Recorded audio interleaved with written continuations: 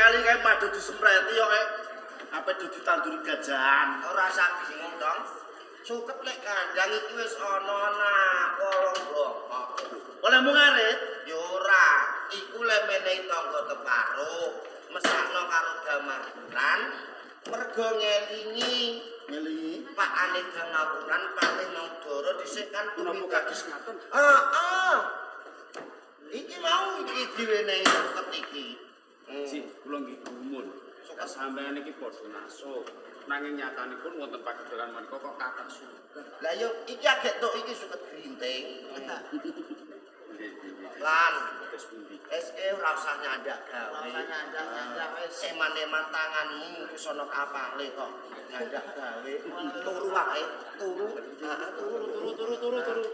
Aku mau lah yo diweni rokok lek. Menit, Lek men pas ngarep iki mau. Ora tak kok eman-eman. ora ketemu blas aku kok. Wis iki mbok pakano sampe iki. Mikir. Mikir. Lan,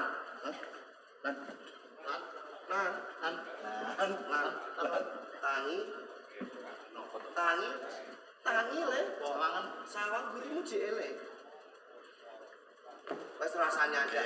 Wis bar. Gusti Anjasmara wis ket mau kowe turu, Gusti Anjasmara nek kene. Jenengan di meten mawon. Aku ora diamendel. Meneng ae kok amen. Kene lungguh kene lho Kakak. Lah sing lunga mriki sinten? Iki lho Kakang Damar Wulan. Lah jenengan kakang mawon nek menawa kakang liyo ta. Kakang liyo. Aku mayo. Tapi ngomong setunggal, Dara. Lah terus karepmu? Kula nggih menungso nggih butuh niku lho. Lho, piye to Pak Lek sampean pengin yo njupuk dhewe nyang mburi. Sing arep iki mau kula. Kula lho Ndara lan jenengan kok mbuka setunggal. Lah iki mau kanggo Kakang Damar Wulan kok. Lah kok jipuk nek buri lah ana celeng mau, telu mau. Salah opo? Celeng telu mau awake dhewe ra kacau. Ono kanggo sampean Kakang Damar Wulan. Putri Anjasmara. Iki lho tak kirim kanggo sampean Kakak. Mbok ampun kados ngaten. Menawi panjenengan menika badhe ngirim kalih kula, utusan kalih pirangesan. Sebab panjenengan pribadi. Ora apa-apa Kakang. Kabeh iki wis tak karepake. Aku mau masak mligi arep tak kirimke kanggo Kakang Damar Wulan. Iki dicipi Kakang. Nggih.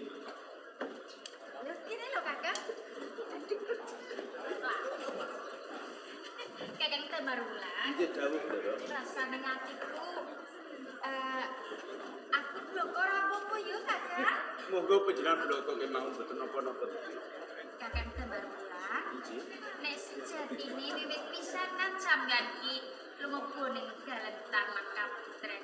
Rasane atiku kecolongan. Kira sapa kuwi nyantani aku tresno lan sampeyan lho Kakang. Menawi panjenengan menika tresno kalih Damar Wulan kula sampun lumrah. Kula menika abdi panjenengan menika Bundur. Tresno kalih Bundur menika sampun lumrah. Ora kuwi sing tak karepake kok Kakang. Aku tresno sampeyan. Aku kepengin dadi bojomu lho Kakang. Menapa saestu panjenengan boten kujek? Ora. Ndara Putri Anjasmara. Yen sepisan kula menika pinanggih kaliyan panjenengan wonten taman. Pancen kula menika boten suajaran ati. Ndara Kula kenging raos tresno kalih panjenengan. Wong pucurone kok didulangno Damar Wulan. Nek keloloten. Monggo Kang Mas belo kanggo Anjasmara meneh. Anggo Anjasmara. Kagem ben menapa panjenengan mapan wonten pagedukan. Aku ngirim Kakang Damar Wulan. Ngirim Damar Wulan. Monggo Damar Wulan iki akti Damar Wulan iki pekatik tukang nyonyi darat. Kok dadak panjenengan kirim kaya-kaya Ndara ta apa? ampun cedak kali Damar Wulan. Senengen Apa Damar Wulan. tidak piye to Yayi? Pisah he. Aku ki tresno karo Kakang Damar Wulan. Sampeyan iku Iya. tresno kali Damar Wulan. Bisa mboten? Ora bisa. Muncul alon. Oh.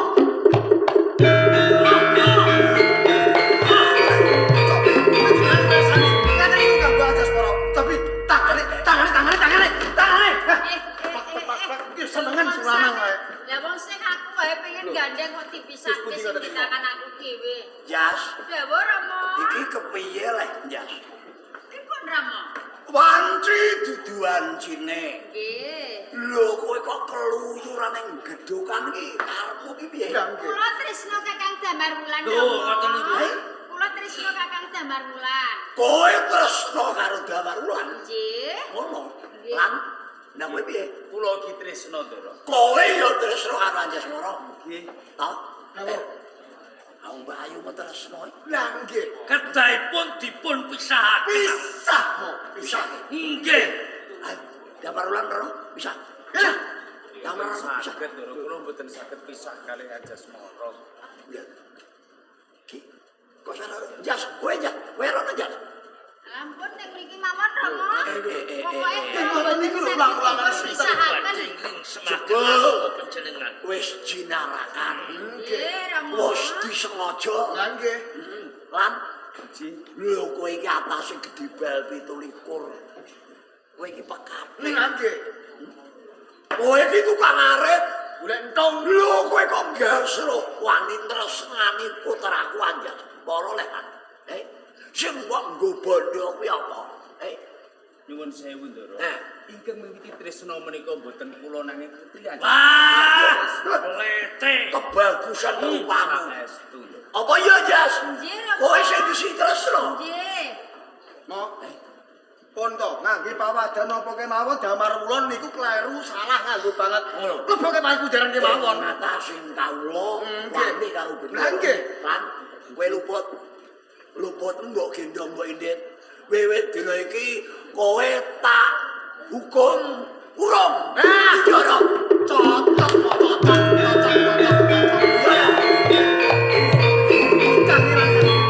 Barang badhe kula penaga. Kok dhisik Dimas. Piye ta ya? Rama, menawi Kakang Damar Wulan dipun hukum, Ya. monggo kula njilet, Pak. Pergi kula menika tresna Kakang Damar Ya. Wulan, kula nggih nderek dipun hukum, Lho, Rama. ngene lho Jas. Ya senadyan kowe luput, ning kowe putraku lho Jas. Kowe bisa tak pangapura beda karo Damar Wulan. Ya ora Ya bisa. mboten adil, Rama, pokoke kula nyuwun Mo, dipun hukum. nyuwun sewu. Ya. Niki kekarepane kanggo Anjasmara lho. Piyambakipun pengin dipun hukum nggih dihukum nomor 10, Damar Wulan dihukum nomor 1 mawon ben sawang-sawangan gratis. Dene Mbak Ayu mau njaluk dihukum, dituruti. Nggih. Mbak Ayu ku kamar pira, Cung? 10 Kamar 10, Damar Wulan. kamar 1 mo. Ya, ya nduk. Kowe kamar 10, Damar Wulan ning Pakunjaran Kamar 10. kamar 1, Lah, blok 1. lah nggih. Mboten sakit, Rama. Lho, lah kok ya? Mau kumane nyuwun didadekake siji.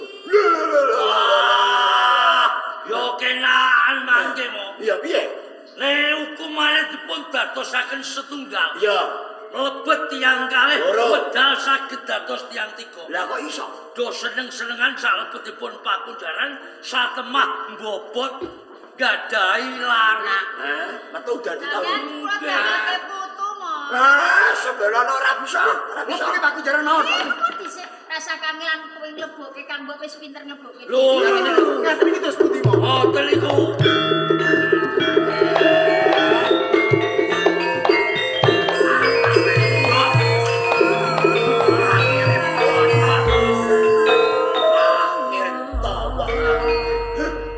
Labur lumpur karo asmane wong tuwa. Nggih. Wis, biar Pripun? pokoknya sing arepne Mbak Ayu kaya ngono. Sing wigati penjangkamu tak turuti. Pripun? Kowe tak calonke dadi ratu Majapahit. Lah kula mo. Kowe patih. Patih mo. Kowe besok daup karo Juwita Ratu Kencana Wungu. Kowe daup karo Larasati. Weh, ngaten. Niki kan kula gacang-gacang mo. Saiki tata-tata ya, Nggih. mati busana sing besos sowan Majapahit. Ngoten. Iya, Monggo. tak pamerke Majapahit ayo.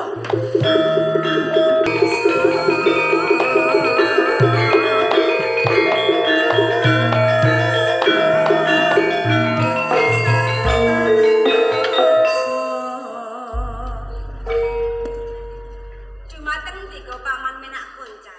Sang Juwita Ratu wonten dawuh penimbalan. Saha panjenengan wopate legeni. Dawuh dalem Juwita Ratu. Sak sampunipun ingsun minggah wonten ing sanggar pamujan. Nggih. Sitya Ponjawata. Eh, Menawi ta ingkang saged berat kemahan raja wonten Majapahit. Kaneman ingkang nami Damar Sasongko. Menapa panjenengan wanung kalian kaneman ingkang nami Damar Sasongko? mboten terima wanung. Juwita Ratu wangsetipun Bathara ingkang wawentehan ingkang kadosaken bilih ingkang saged mbingkas karya wonten negari Majapahit lare ingkang nami Damar Sasongko. Ngaten injih. Katuran pirsa ingkang dipun wastani Damar. Damar menika cethanipun anak kula Raden Mas Layang Seta. Sasongko anak kula Raden Mas Layang Kumitir. Leres. Putra panjenengan Nggih. kathah Nggih. Sang Juwita Ratu kados pundi paman menak kuncan. kepareng kula nyuwun wedal. Kula badhe wawan rembag kalian Kakang Patih Lugender. Kakang Lugender Apa ya, Car? ingkang dipun kersakaken Sang Juwita Ratu menika kaneman ingkang nami Damar Sasongko. Iya, iya. Mongko tiyang kathah kawula sakuban wonten ing Kraton Majapahit menika sampun sami mangertos menawi putra panjenengan Iya. menika Layang Seta lan Layang Kumitir Ya. Dede Damar Sasongko. Ngene lho, Car. Ya muga ndadekno kauningamu. Wong dawuhe dewa, Car. Kuwi sanepane ya anakku Raden Mas Layang Seta Gatotkaca Majapahit. Layang Kumitir Sasongko Antarja Majapahit. Lho, ayo le. Nggih. Kakang Lugender. Iya, Car. Monggo menawi panjenengan pirsa kaneman ingkang nami Damar Sasongko ingkang ngersakaken Sang Juwita Ratu hampun ngantos dipun tutup-tutupi Ya. enggal dipun suwanaken. Sekarang ya.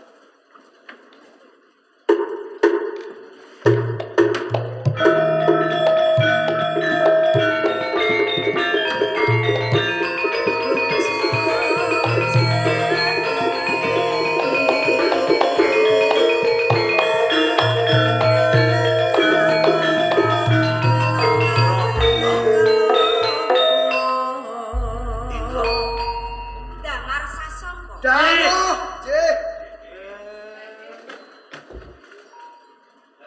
Coba lungguh muka para ngarsa. Kesuaken nggih. Sang Juwita. Seta Kumitir Nggih. mundur. Mundur mau. Maju salah, mundur salah. Damar Sasongko. Injih dawuh Sang Juwita. Coba lungguh muka para ngarsa. Ngestuaken dawuh Sang Juwita Ratu.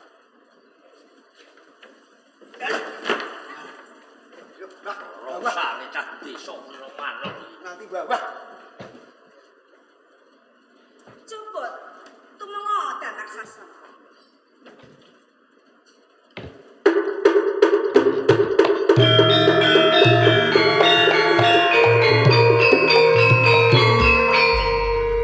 Cetha kesalah kowe luput. Nganti Sang Juwita Ratu genjah Genjot sasi palungana. Syukur. Diar kowe. Tungo. Jono.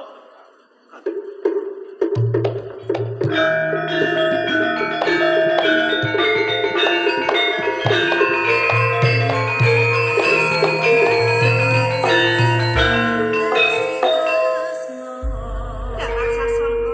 Injih dawuh Sang Juwita Ratu. Tanpa nono nawala iki.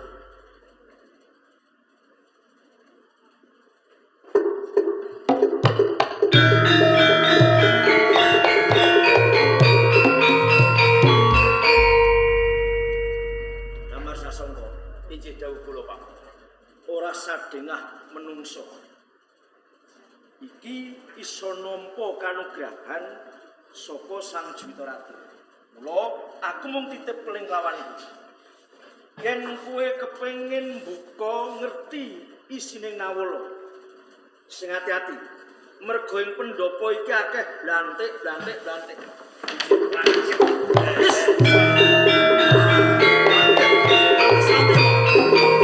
Ora wong tuwa, pun kula kepluwi mawon. Pendopo kula iya. Cetha nek niki balang kulon kena wetan iki.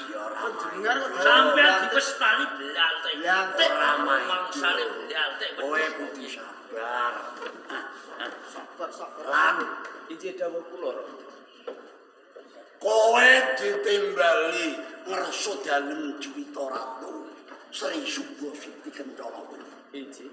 Kowe diparingi nawala. Kowe lak urung ngerti ijuane nawala. Dereng. Ayo dibuka. Ya diwaca wong ora. Dene wonten pendhapi Praja Mojopahit menika wonten panjenengan. Ingkang maos ijoane nawala kedah panjenengan. Lho. Dadi Kalih panjenengan. Dadi desa pawatan mboten saged maca. ora iso maca. Ora kawan sekolahan.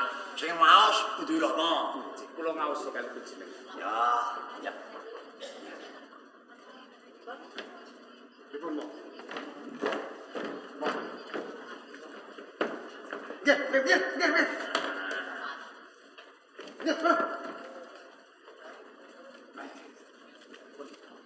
Wah, balik. Balik mo. Ah, iki cocok.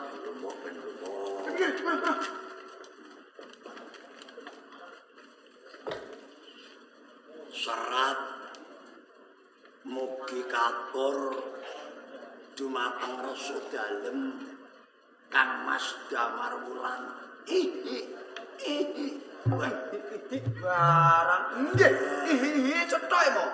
Kok nganggo Kang Mas bareng cah desa nganggo Kang Mas Suwek bareng. mau mo. Mangkel wong. Kalau pisan iki. Ora patut. Suwek pisan. Seneng.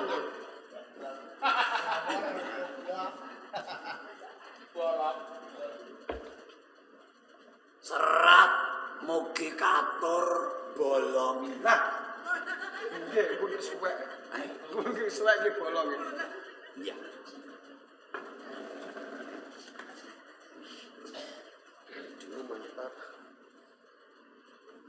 Dibantu ki mau, dibantu. Iya. Sampeyan iki saged maca mboten? Iya. Ate iki sekolah mboten jaman. Aku kok malah dilecek aku. Penyak. Lali. Oh, ora kok lali ora.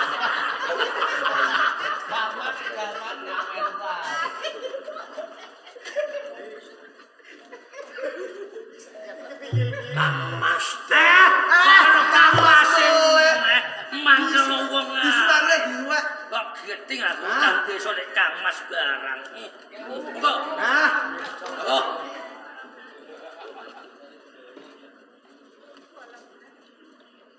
dumateng Kang Mas. ono Kang Mas. Mangkel wong arek. Kang Mas Boleh. Geting aku. Iki wis dibuat. Lho, Mau malah medhe. sampean kok malah medhen. Mangkono wong. Lah ngagem Kang Mas, kula gegere keteng. Wong aku iki bingung malah kok gambar. Omong-omong. Monggo dipun waos. Ijoanipun nawala menawi Kang Mas Damar Wulan saged mejahi Adipati Wuru Bisma Minak Jingga ing Blambangan badhe kula suwitani. Lan Injih dawuh. ijoane nawala ngerso dalem paring dawuh kowe diutus ngrabosa perang tanding lan Minak Jingga. Mongko Minak Jingga kuwi sekti Mahambara kajuluk Kajalandriya. Aja meneh mung lamake jalma manungsa. Dewa bae tintrim ngadepi Minak Jingga. Krungu aja kowe surat iki kena Seta Kumitir mati-mati oleh Seta Kumitir. Kanjeng Rama, ngeten iki sampean. cetanipun Ijaning Nawala kula pinangka senopati saking Majapahit. Ingkang sepatus brasta kalian Guru Bisma Minaji. Iya. Kanjeng Rama, kula pinangka jejering senopati saking Praja Majapahit. Sedaya badhe kula estu. Menawi ing sakmangkenipun kula pejak ing Raranggono sedaya badhe kula lampahi. Keparang kula nyuwun pamit Kanjeng. Nekat kok.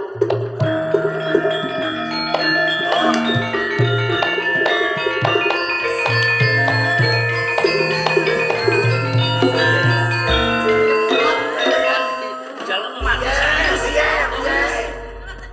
sampai jaluk mati saiki Lupute Rama kuwi apa? Lupute ki apa? panjenengan cetha menawi lepat. Menawi ing mangkinipun Damar Wulan saged kelampahan mejahi Guru Bisma Minaji. Ya. Sabar anggen kula gadah gegayuhan kepengin dados Ratu Majapahit. Wonge lek munggale iki nganggo bathuk. Aja nganggo dengkul. Leripun kados suci. Lho kalah. Akale saiki nggunakake ukil. Hah? Daipun. Iki malah bejo kowe. Ya kok saged. Kok bejo pripun? Ning tibane bejo tiba kowe. Lho, Kok saged. Damar Wulan raboso perang. Tanding karo Minaji kok. Leres. Lamun Damar Wulan menang. Kowe cegat dalan Damar Wulan. Goleki lenane Damar Wulan leno. Pasene komburi Damar Wulan bongko. Kowe sing dadi raja, kowe sing dadi patih. Menawi ngaten nyuwun tambahing pawitku. Ya. Ayo di. Pak